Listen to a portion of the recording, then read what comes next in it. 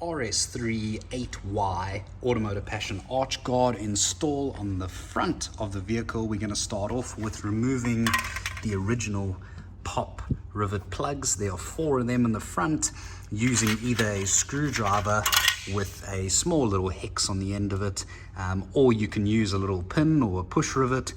We can just push the pins that are held in the original arch liner plugs through, which will allow the pop rivet plugs to be pulled out.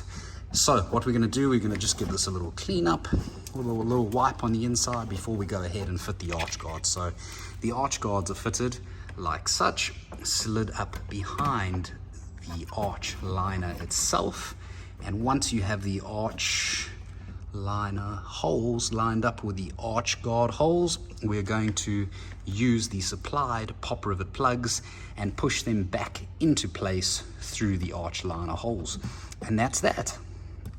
With the arch liner plugs now in place, we're going to take the back of a flathead screwdriver and push the pins through so that they secure into the arch itself. A couple of the pins, you might just need to break them off first and then slide them into the holes and give them a good push into place, and that's as easy as it comes. So today we will be fitting the Automotive Passion carbon fiber arch guards, which are also available in ABS gloss black plastic if carbon is not your preferred finish.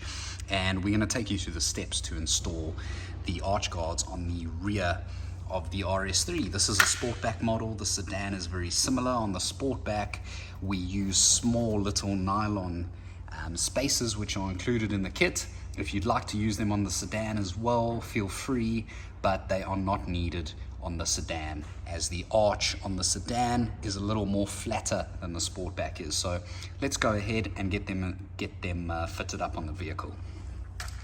I have already removed the original screws, top and bottom, the 2 hole locations that hold the plastic arch liner in place. So we're going to go ahead and fit the top screw first. So spacer on the back of the arch guard and the washer on the front side. So the arch guards are going to fit like so, following the bumper line. So we're going to go ahead first, get them lined up with the top hole, screw them loosely into place, and then go ahead and do the exact same procedure on the bottom. The arch guards are adjustable for desired customer fitment, so before tightening them up the whole way, you can slide them in and out for your desired fitment and how much you would like them to protrude out of the arch. So that is the arch guards tightened up. Just before we tighten them completely, we were able to slide them in and out. Just on this vehicle, it's running 20-inch BBSs, which sit a little further out. So we've got the arch guards on the maximum setting so that they follow the tire line and add maximum protection.